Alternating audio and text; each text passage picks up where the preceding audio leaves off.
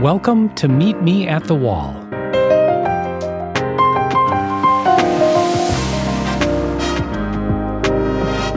A podcast exploring author Anne Goodwin's time-traveling journey after discovering hundreds of letters written to her grandmother over a century ago. We visit the space where fact meets fiction, truth fosters imagination, and delve into the past while keeping an eye on how lessons from history affect us today and even tomorrow.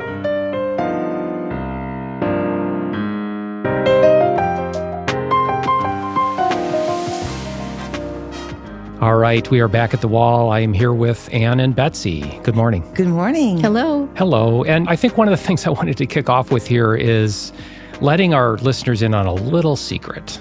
It's really important to us that we have fun doing this. And so hopefully that comes through. But one of the things that ended up happening is, I think it was the first episode, I had made some cookies. And somehow that became a requirement. That every recording, we have to have cookies. It's tradition. It is now tradition, which has really been kind of fun. So I got up early this morning. I couldn't get back to sleep. So I got up. It's like, I forgot to make cookies. Oh, no. I know. That would have been very, very bad. Anyway, so we do have cookies for when we are finished. Thank you. That's awesome. I enjoy making cookies, probably not because I learned from my mom or whatever. I mean, my mom did bake and things like that. But I enjoy it, I think, because I like to eat them. And so if I'm going to have some, I need to make them. And then you need to share them because otherwise then many. you need to share them. Exactly. Yes. And let the audience know that you are a supreme cookie baker. They're wonderful. Yes. Thank you. Maybe you should share some of your recipes on our picture page. Maybe we will. The double chocolate sea salt caramel ones. Yes. Okay. Well, I now know your favorite. I did not make those today. Today we have good old-fashioned oatmeal chocolate chip. Well, you weren't the only one who was busy this morning. What were you doing? I was actually at the office this morning. Good. And realized on my drive here that this podcast is now influencing our journey, which is interesting.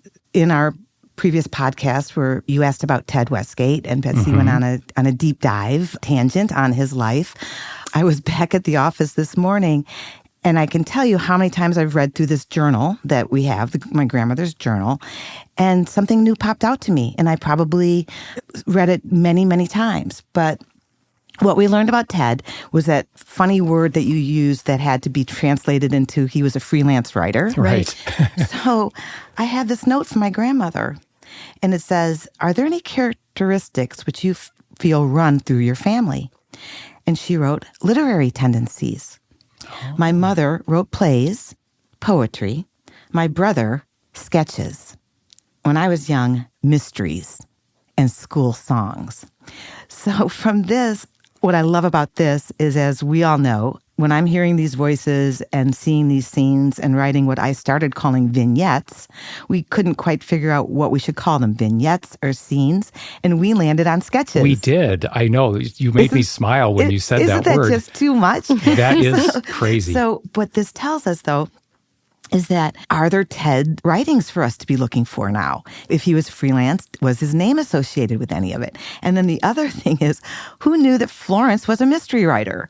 So I think she did it when she was young, and they're probably not around anywhere. But I thought that was a really cool little tidbit that popped out. And that's how our podcast is influencing our journey, because we have new assignments now. I love it. I was going to say, and this assignment sounds like a Betsy assignment, trying to find some of Ted's writings. Absolutely. I'm on it.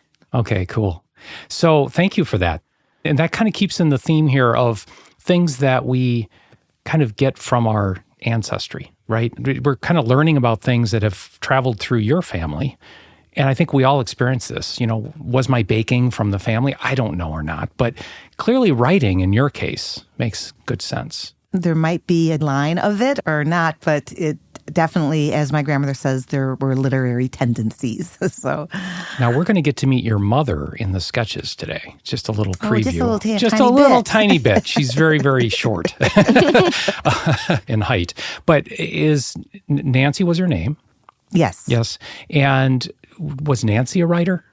No. Okay. Nancy was a great product of the STEM system. She majored in chemistry and was pre-med, so her tendencies were more in the sciences than the humanities. But you do have your great-grandmother, your grandmother, your great-uncle. All Yes. writers. Yes. Okay.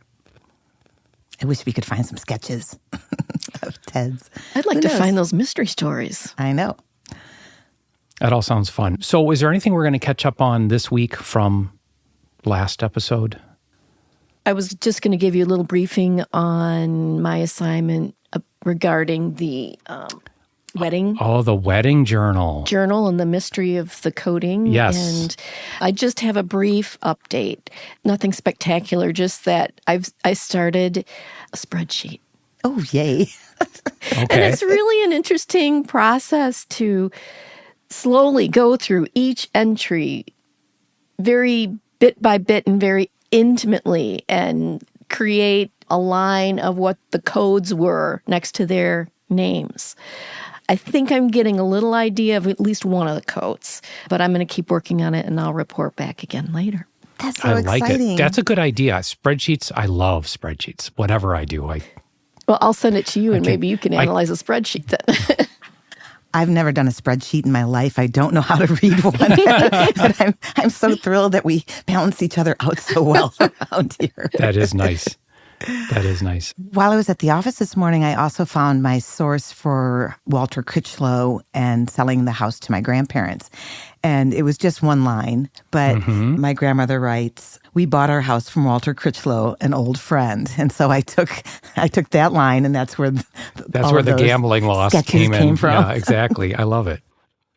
With the creativity, and as I think we're coming to call it, this kind of bringing ancestry to life, you have all these clues that you're able to use to really help that along. And I keep coming back to, ordinarily, when you're just looking at obituaries and what's written there, it's very different than all these personal letters and the journal that you have from your grandmother, which really helps us understand what made her tick and others around her too. So is there anything you can think of? I'm hoping some of our listeners might have some of these kinds of artifacts, these ephemera, that they can go back to and look at now and just think about, because it can really help bring things to life in a different way versus just knowing who preceded you in life.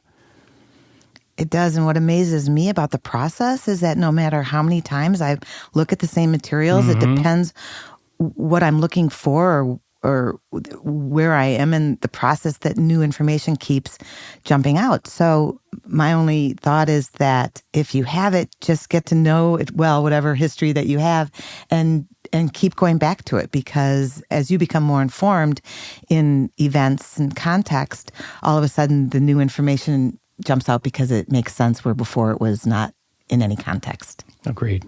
And Betsy, what is it like, because you're really helping Anne look through her family history? Has this led you to want to find anything like this for your own history, or have you done that yet just because of this? Oh, I've done a little bit of that in the past on my own, but this is really very occupying. And it's almost like, well, going back to what you said about documents, obituaries, things that present facts, and then the material that we have, it's a real privilege to be invited into this personal life in such an intimate way. You really learn nuances of their experiences at the time, and it's just been very interesting and enjoyable and fun. And I've enjoyed listening to the sketches in particular because I'm not privy to all these letters. I haven't sat down and read them all, as you two have. And yet the sketches are bringing things about history to the forefront that, again, I never really knew or understood. And it's doing it in a way that it's a fun story to really listen to. It is wonderful to look at events happening in real time in the letters, because we get so much detail and information from them. So it does definitely bring ancestry to life in a really special way. Excellent. And we also had another discovery this week. Which is?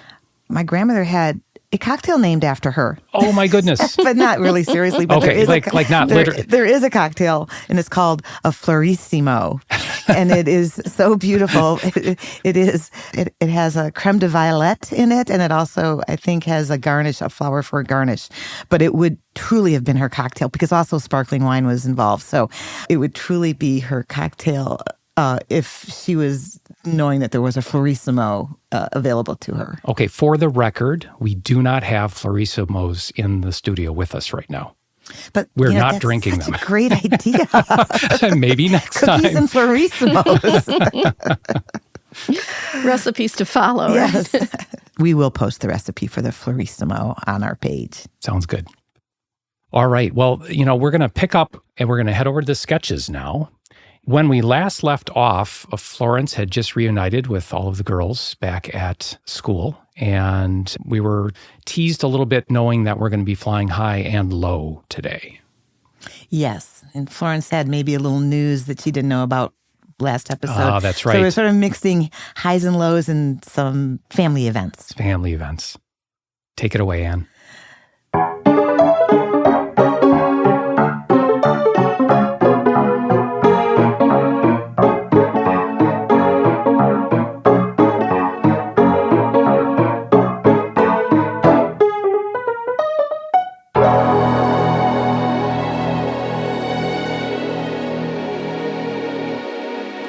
Landed, Titusville, Pennsylvania, April 1925. Walter, does it ever occur to you that you are trusting your life in a contraption made of plywood and baling wire? Ben keeps his head down, plants his feet, swaggles to set his stance, and easily glides through his chip shot as he eyes the hole situated at the back of the green. I don't get the attraction. Benny, you've got to come up with me sometime. I can't explain it. I feel a sense of euphoria and acute consciousness up there that I've never experienced on the ground. Even when I continually beat you at this blasted game we've become addicted to. Walter sinks his putt, notes his score, and tips his hat towards Ben as he saunters off the green. Florence will have a heart attack if I even mention a hint of a desire to join you up there. Even thinking about it makes me feel a bit off. I'll leave that sport to you. Ben sinks his putt. What does this hole mean to our record? I think I'm still ahead by 3 matches, yes? Maybe spend some more time on the ground and you'll catch me. Walter shakes his head. Sorry, old chap, that's not going to happen anytime soon. I'm planning to fly from our oil field in Oklahoma to Titusville with 3 of my flying mates. Our goal is to make it in less than 15 hours flying time. Wish me luck, and hopefully I'll see you at Windy Hills Farm to cheer us on when we land. You're crazy, Walt. Just plain crazy. We'll be there. Be a gent, though, and try to land before midnight or after 6 a.m. Oh my gosh, Benny, I think I see them. Over there, below the clouds, where the moon is. They are coming. Walt has made it. Florence grabs Ben's arm in excitement as the welcome committee lights the first of the haystacks in the field as welcoming beacons. The 2 planes bobble closer and the crowd starts to clear the runway strips. I'm going to have a word with Walter. He's hours off his mark. My feet are frozen. It's 4:30 in the morning. Turn that frown upside down, Ben Crawford. This is an amazing feat Walter has just accomplished. Quit grumbling and celebrate your friend's huge accomplishment. No one needs your pouty face complaining about lack of sleep. We can sleep when we grow old.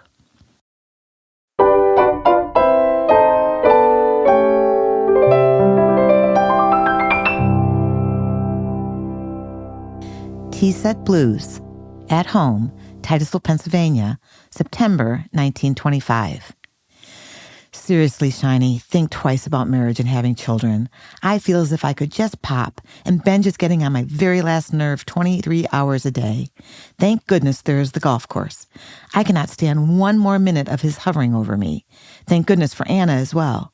She attends to my every need and makes sure my door is closed most of the day.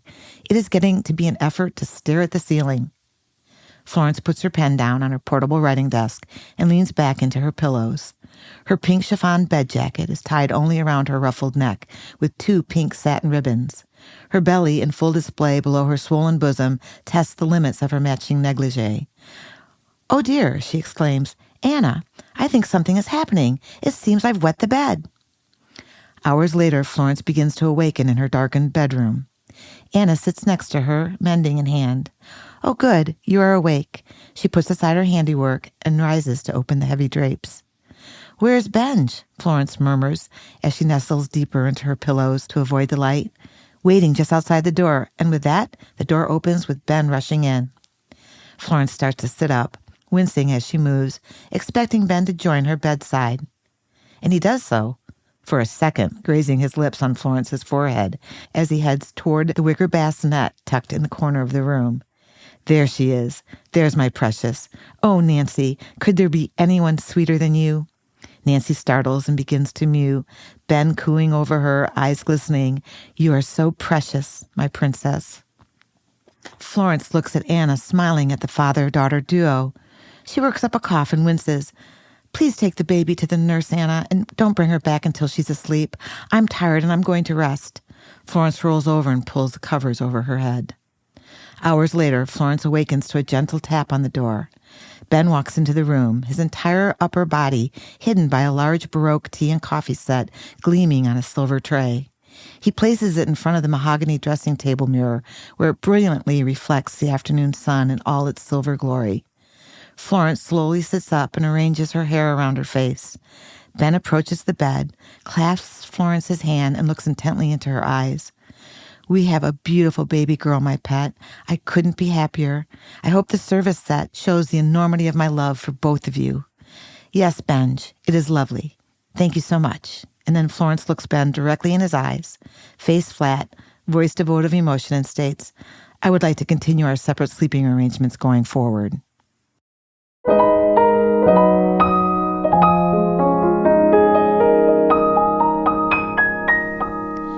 Postscript, at home, Titusville, 1927. Florence stretches and notices the soreness in her midsection as she starts to stir, and then slowly awakens more. The baby!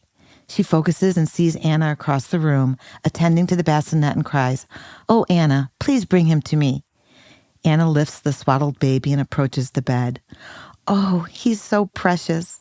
Florence raises her arms, but stops mid-reach, her eyes wide open, looking aghast at Anna as milk starts to weep through her bed jacket. She continues reaching and looks up. Oh my, well, perhaps we can put the nurse on hold for a little while. Maybe I should give this breastfeeding a try. A startled Anna gently deposits the baby onto Florence's chest. It's not like falling off a log, but I believe you can do it, and begins to unveil Florence's breast. Florence wakes from a nap and smiles as she discovers Dickie nestled in her arms, fast asleep with a satisfied tummy. She hears footsteps outside the door and breaks her reverie. Ben and Nancy peek in through the opening door. They hold hands as they approach the bed. Nancy bounces along, her golden curls and short legs move in tandem. She smiles at Florence, eager to see the baby. Ben picks her up to provide her with a better view. Nancy starts to squeal with delight and stretches down to hug her baby brother. Florence recoils, holding the baby at arm's length. Benj, please take Nancy to governess. I want to be alone with Dickie. She looks away, looks down at Dickie, and starts to coo, My little prince, my one and only prince.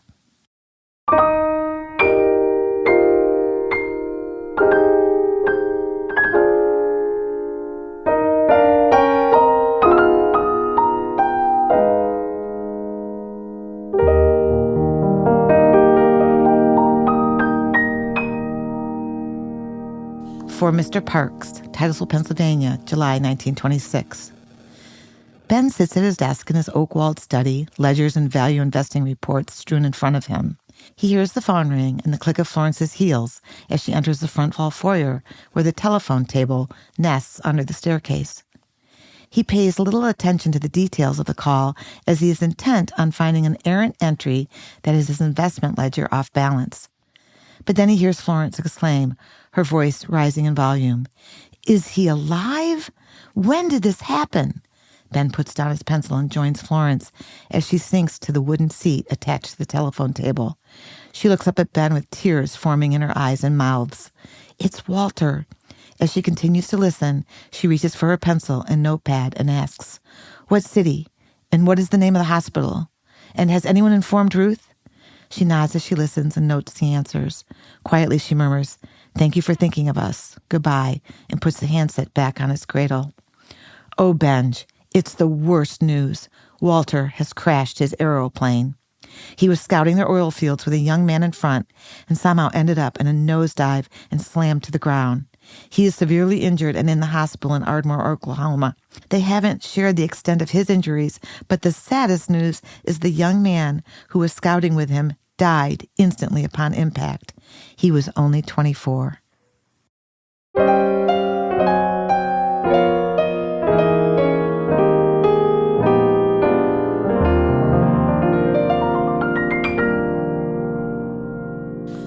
For Mr. Parks. Postscript, Titusville Golf Championship, July 1928. Walter stands to the side of the green as he awaits Ben's approach from the sand trap. Ben gives the ball a good underchop to get it to loft over the edge of the trap and lands his ball several feet behind Walter's. This championship is yours if you make this putt, Walter boy. Don't want to add any pressure here, but all bets are laid. Walter, gait slowed by his unevenness in his legs, ambles over to his bag of custom-designed clubs and pulls out his extra-long putter. It's been a long road to get back here, and I'm going to cherish this moment and sink this putt in honor of my friend, Mr. Fred Parks, aviation scout, who I wish was still here today. He takes a practice putt, arms positioned awkwardly due to the lasting effects of his reset bones, and hits the ball firmly, sailing it straight into the hole. Ben walks over to his friend, whose head remains bowed, and quietly states, "I've never been so happy to lose a match. Let's go toast one for Mr. Parks."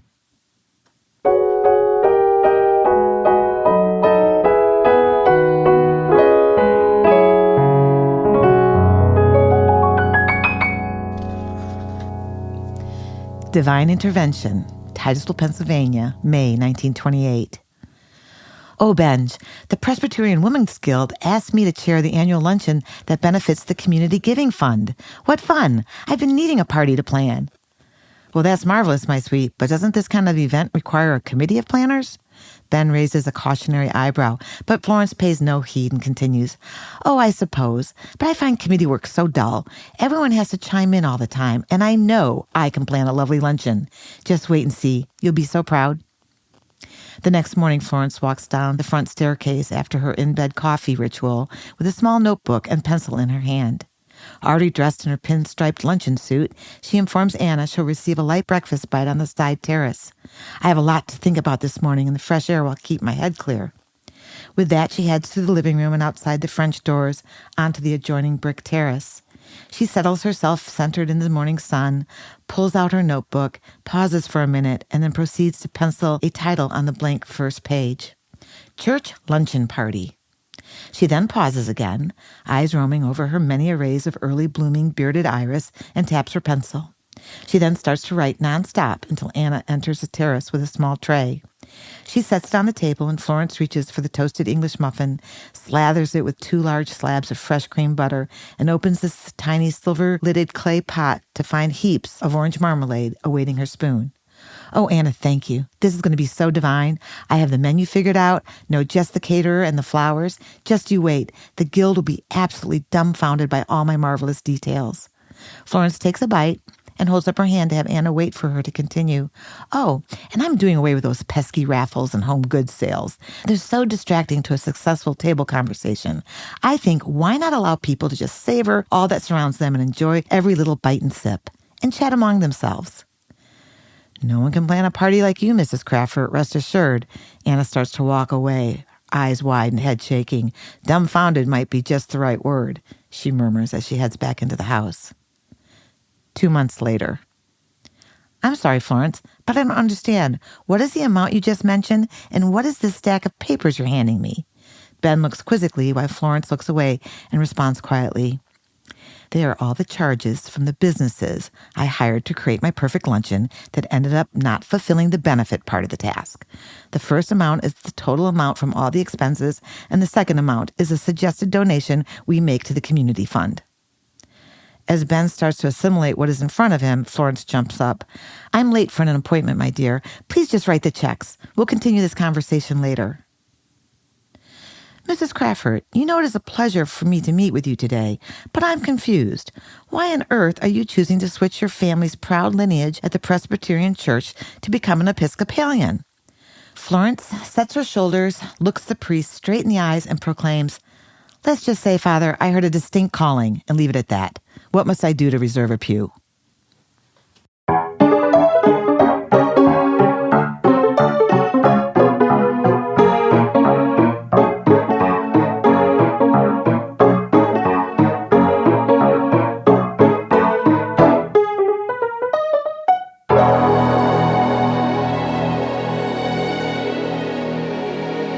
Okay, thank you, Anne. I think if we follow the order of your sketches, I want to talk about several things. As usual, you bring up so many fun things. One of them is Walter and his plane, his flight, where he's flying to Titusville from Oklahoma.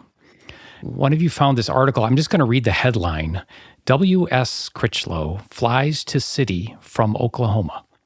Subtitle, former Titusville young man arrives Ardmore Friday morning, arriving here Saturday. 4 men with 2 planes. So that is the headline of this article. And this is dated April 20th, 1925, when you had the sketch written. So definitely based on fact. I'm not going to waste a fact or fiction on this because I'm holding the article here.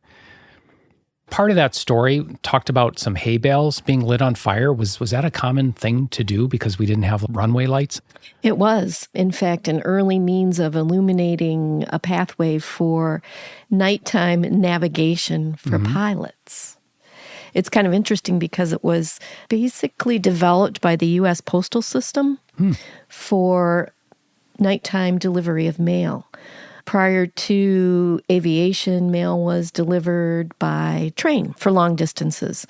And in the early days of aviation, the pilots would only fly during the day, and they would follow the train routes to find their destinations.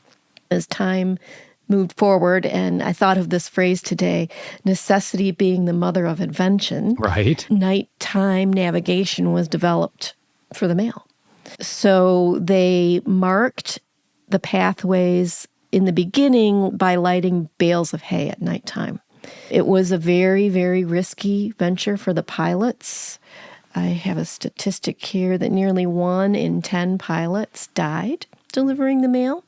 The system then developed the technology, let's say that, and created these almost inland lighthouses for pilots. And then also they would mark the ground with gigantic cement arrows to show them the direction. So that's the start of our runways, right? Yeah. The tower, the light, Yeah. the tower turns into the FAA tower. Yeah, and there's arrows all over absolutely airport runways. It intrigues me because our whole project is about letters.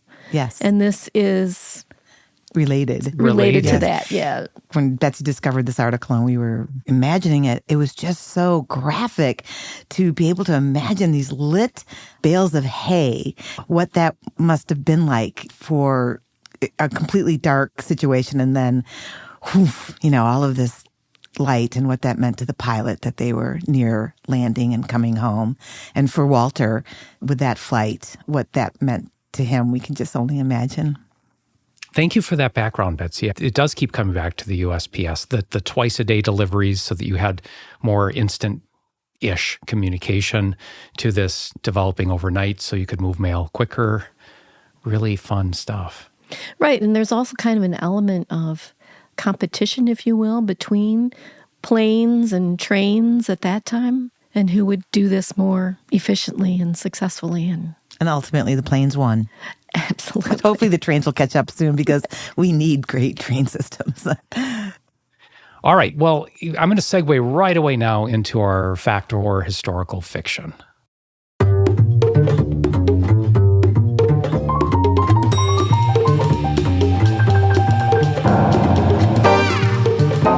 It's time for fact or historical fiction.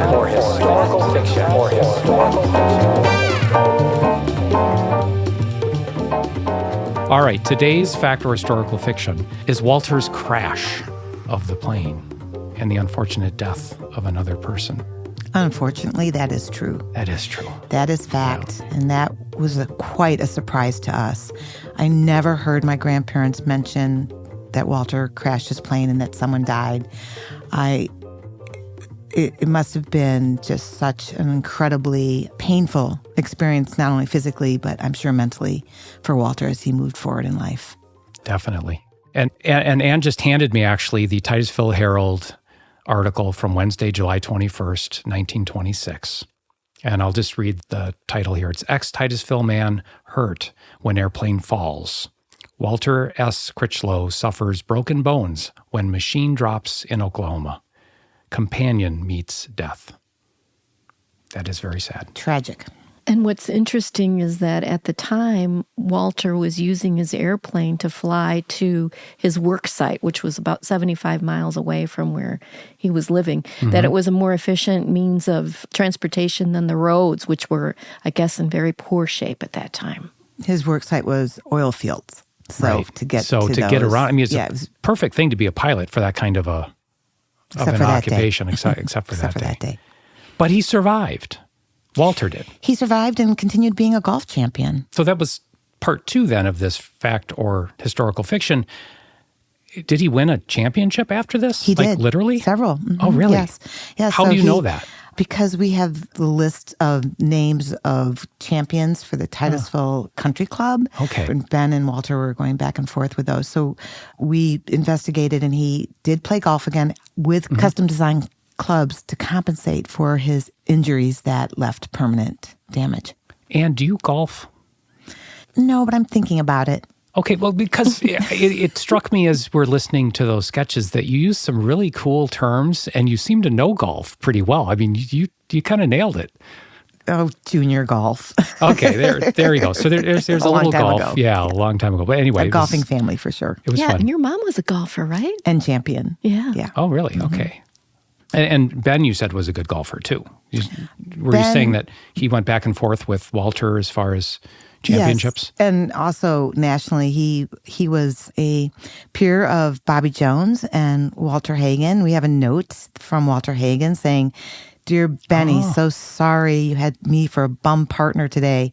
Couldn't even shoot par." And it's signed Walter Hagen. Oh. So his peers were those professional golfers, and he just chose not to go pro.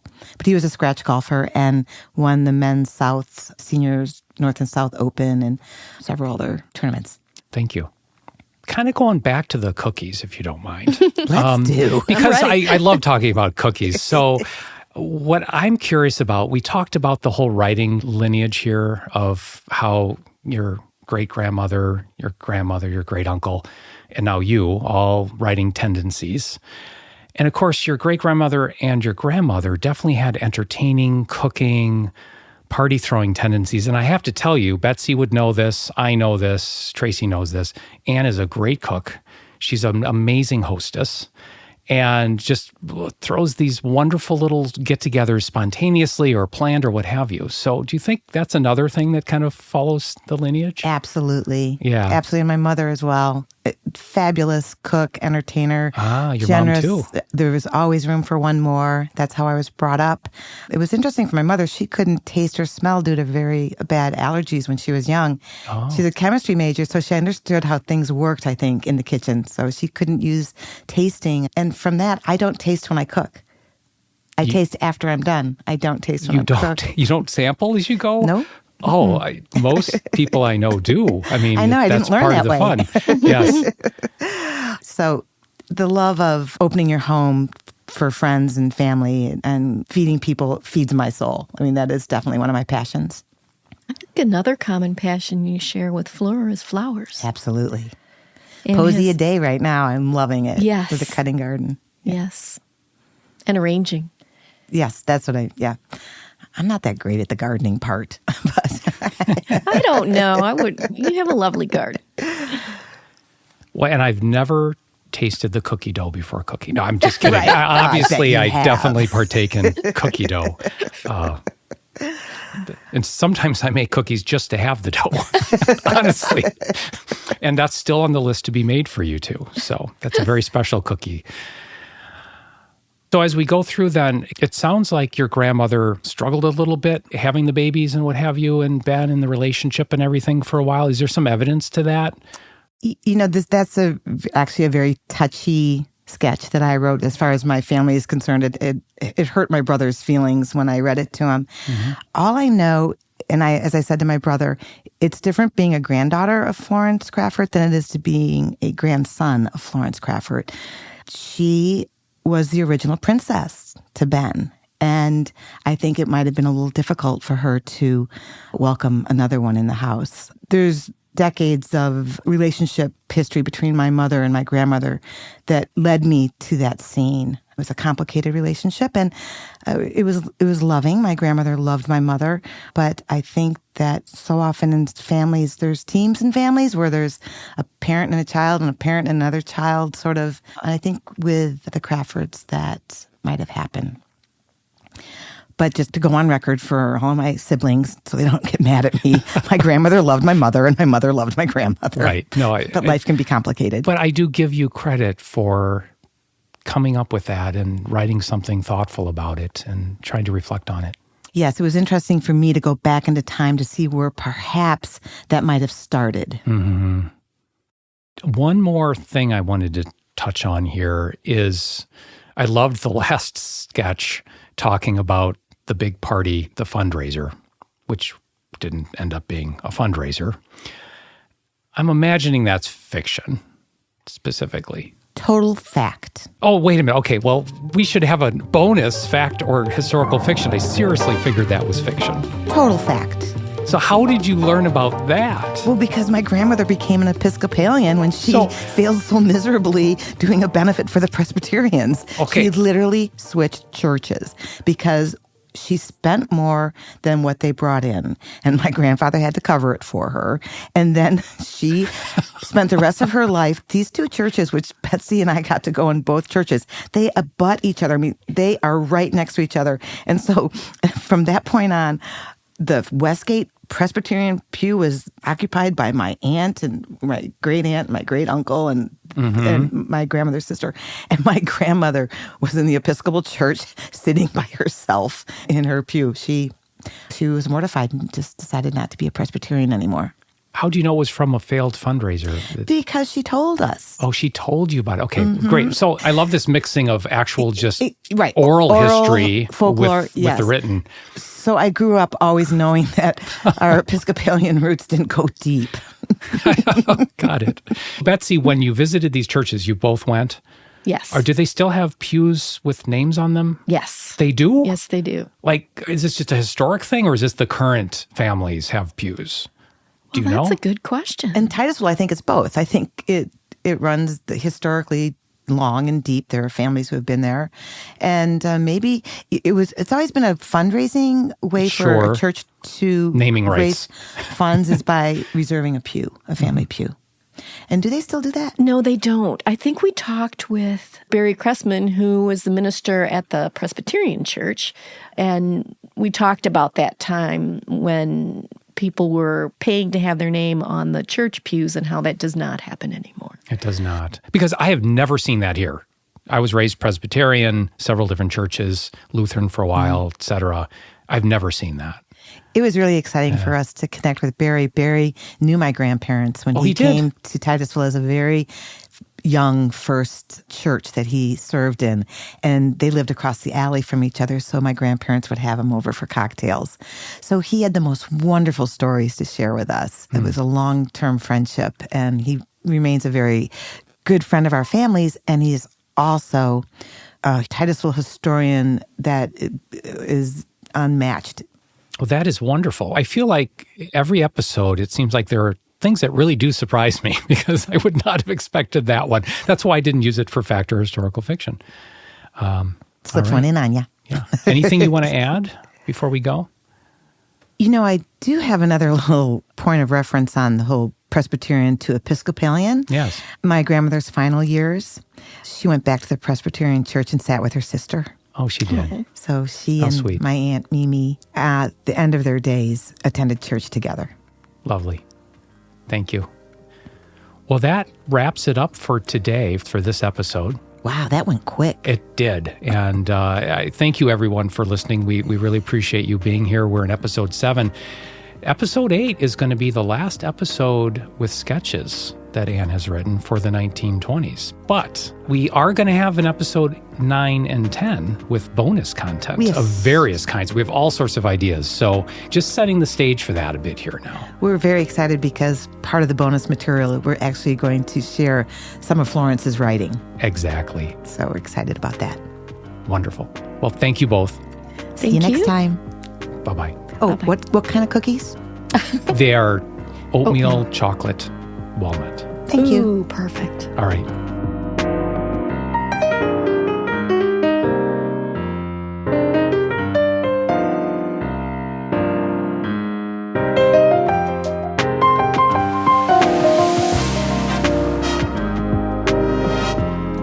Meet Me at the Wall is hosted by Doug Martinet, Ann Goodwin, and Betsy Schmeeken. Music is written and performed by Alex Vance. This podcast is copyright 2025 by Pleasurable Pause Press. Thank you for listening, and we hope you tune in again next time.